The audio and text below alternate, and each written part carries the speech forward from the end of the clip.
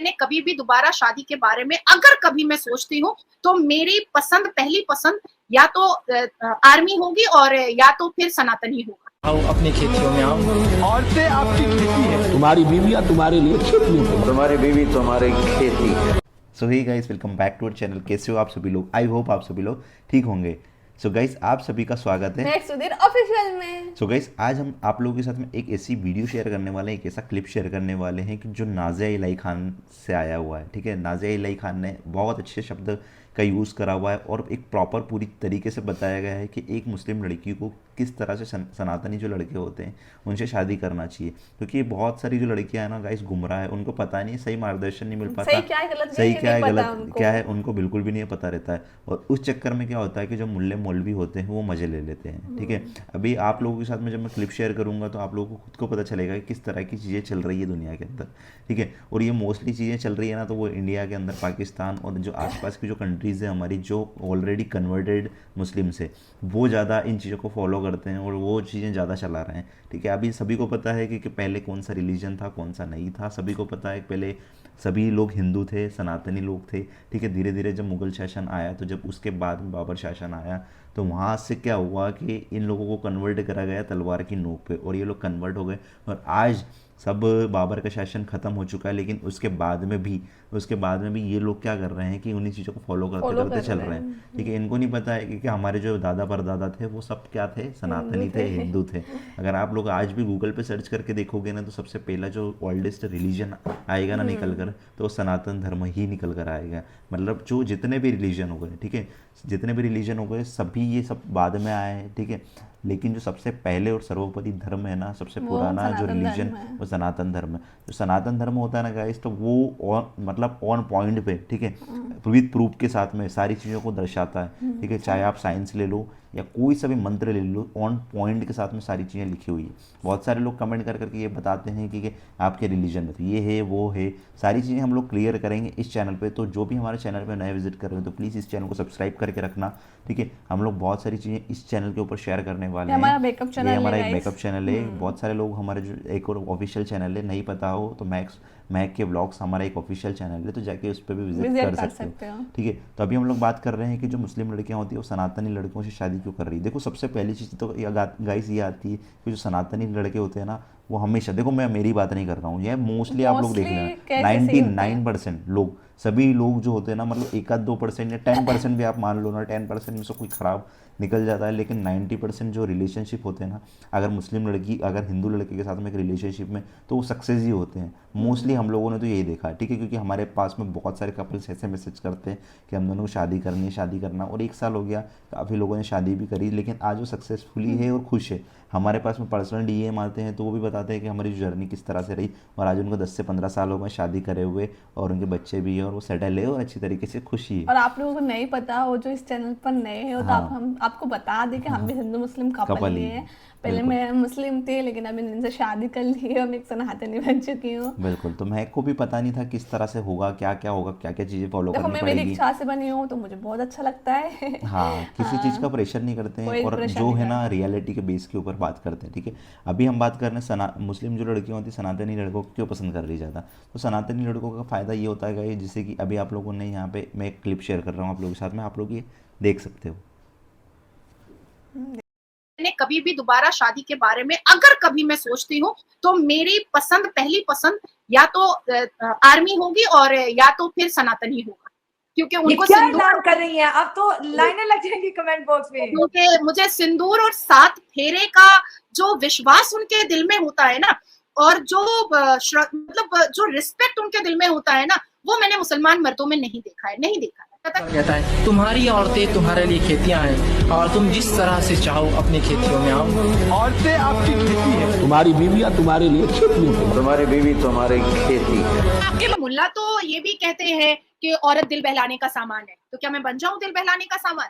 मौलवी मुल्ला तो ये भी कहते हैं कि औरत को पर्दे के अंदर रहना चाहिए, तो क्या मैं पर्दे के अंदर अपने आप को किसी बोरे और टाट में बंद कर लूं? मौलवी मुल्ला ये भी कहते हैं कि औरत को कम बोलना चाहिए, तो मैं कोर्ट रूम के अंदर जाकर के मुंह पे ताला लगा लूं, फेविक्विक लगा लूं। 110% सनातनी मर्दों को, क्योंकि मैं 82% हिंदुओं के भीड़ में मैं रहती हूँ, और बचपन से लेकर के उम्र के 32 साल तक मैं रह रही हूँ, तो मुझे पता है कि भाई यहाँ डिवोर्स नहीं होता है, नहीं छोड़ते हैं ये अपनी बीवी को। ये वाकई में 7 फेरे के साथ, 7 वचन के साथ साथ 7 जन्म भी साथ में रहते हैं। वो मैंने मुसलमान मर्दों में नहीं देखा है, नहीं देखा। कहता तुम तलाक दोगे, रुको योगी जी को बुलाती हूँ। अच्छा आप शादी करोगे, रुको मोदी जी को बुलाती हूँ, एक चिट्ठी लिखती हूँ। तो अब सनातनी लड़का शादी करता है शैला, तो वो जब तक मरता नहीं है वो अपनी बीवी के साथ ही रहता है। मतलब 7 फेरा मतलब 7 जन्म, 7 वचन। तो अब तुम सोचो ना कि यहाँ तो 7 दिन का पता नहीं होता है कि 7 दिन में तलाक दे देगा ना क्या कर देगा, और यहाँ 7 फेरे के साथ साथ 7 जन्म और 7 वचन की बात कही जा रही है। और जबरदस्त। माँ सरस्वती, शिक्षा, इल्म, कुरान का पहला वर्ड इकरा, संविधान, भारत में रहने वाले हर वो नागरिक अगर उसको संविधान से मोहब्बत नहीं है तो उसको भारत में रहने का कोई राइट नहीं है। भारत में रहना है तो आपको संविधान सर्वोप्रिय और सर्वप्रथम रखना ही पड़ेगा। ना इस्लाम धर्म नहीं छोड़ूंगी, और जिस किसी से भी मैं रिश्ता अगर जुड़ता है in any case, in any circumstances, तो वो उसके धर्म को मैं रिस्पेक्ट करूंगी और वो मेरे धर्म को रिस्पेक्ट करेगा।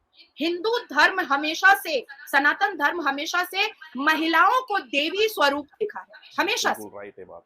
दिल जीतते हैं योगी जी, मैं तो मानती हूँ उनको, सच में सल्यूट है योगी जी को। और कहा है कि जितने उत्तर प्रदेश में मदरसा है ना और मस्जिदें हैं, सबका डॉक्यूमेंट दो, नहीं तो अवैध निर्माण समझ करके सबको तोड़ देंगे। जिहाद करवा रहे थे, अब तो ये भी कहेंगे कि भाई भारत तो चांद पे जा रहा है, हम मदरसा में क्यों पढ़ेंगे और साग भात क्यों खाएंगे, हम भी क्यों नहीं स्मार्ट होएंगे, हम भी क्यों नहीं साइंटिस्ट बनेंगे, हम भी क्यों नहीं इंजीनियर बनेंगे। हेलो मुल्ला तो ये भी कहते हैं कि औरत दिल बहलाने का सामान है, तो क्या मैं बन जाऊं दिल बहलाने का सामान। मौलवी मुल्ला तो ये भी कहते हैं कि औरत को पर्दे के अंदर रहना चाहिए, तो क्या मैं पर्दे के अंदर अपने आप को किसी बोरे और टाट में बंद कर लूं। मौलवी मुल्ला ये भी कहते हैं कि औरत को कम बोलना चाहिए, तो मैं कोर्ट रूम के अंदर जाकर के मुंह पे ताला लगा लूं, फेविक्विक लगा लूं। तो मौलवी मुल्लाओं के हिसाब से औरतों को सिर्फ बच्चा पैदा करने की मशीन और उनके सो गाइस, देखा आप लोगों ने कि एक सनातन लड़का एक मुस्लिम लड़की अगर उससे शादी करना चाहती है तो वो किस तरह से रखता है। चलो मुस्लिम लड़की नहीं तो कोई भी हिंदू लड़की से भी शादी करेगा ना, तो वो एक लड़की को बहुत खुश रखता है। और सनातन धर्मों में एक लड़की को देवी का स्वरूप माना जाता है, देवी माना जाता है। उनको इतने अच्छे से रखते हैं, जब फेरे लेते हैं ना, जब वहाँ पर 7 जन्म के वादे करते कि हर जन्म में हम साथ ही रहेंगे, इस जन्म में भी तो आने वाले अगले जन्म में भी अपने अपन साथ ही रहेंगे, तो ऐसे फेरे लेते हो। और मोस्टली केस में ऐसा ही होता है कि जोड़ी जो रहती है ना वो सफल होती है और बहुत अच्छी लगती है, मतलब रखते हैं ना। तो मुझे पता है गाइस, क्योंकि मैंने भी एक हिंदू लड़के से शादी करी, मैं मुस्लिम थी, तो आज हमारी शादी को भी 1 साल होने वाला है, मई में 1 साल हो जाएगा।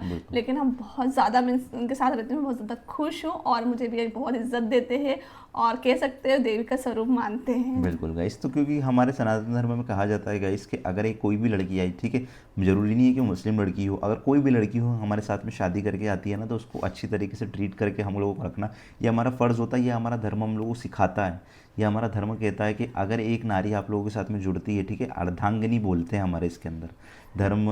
अगर कोई बाई आती है आपके साथ में तो उसको अर्धांगिनी बोलते हैं, मतलब आपका आधा शरीर।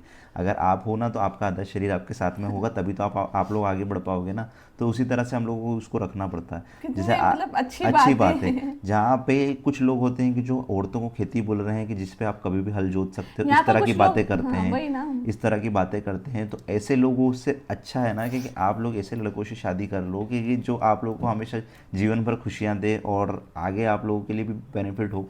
वही ना। और जैसे कि बहुत आप लोग कमेंट करोगे सब एक जैसे नहीं होते, हम यहाँ सबकी बात करते नहीं, जो एक लड़की को समझते नहीं हैं और खेती मानते हैं और उसको मतलब उसकी आज़ादी को छीन लेते हैं और वो खुश, मतलब एक लड़की का एक फ़र्ज़ होता है कि उसकी भी ज़िंदगी दी है भगवान ने, तो वो खुशी खुशी जिए, उस लाइफ को दुनिया देखे। ऐसा तो नहीं कि वो एक उसको कैद करके रख लो अपन और बिल्कुल फेस भी ढाक लो, मतलब कवर करके उन्होंने जैसे बोला ना, अजय खान ने कि गोरा बिस्तर क्या बोला था। हाँ।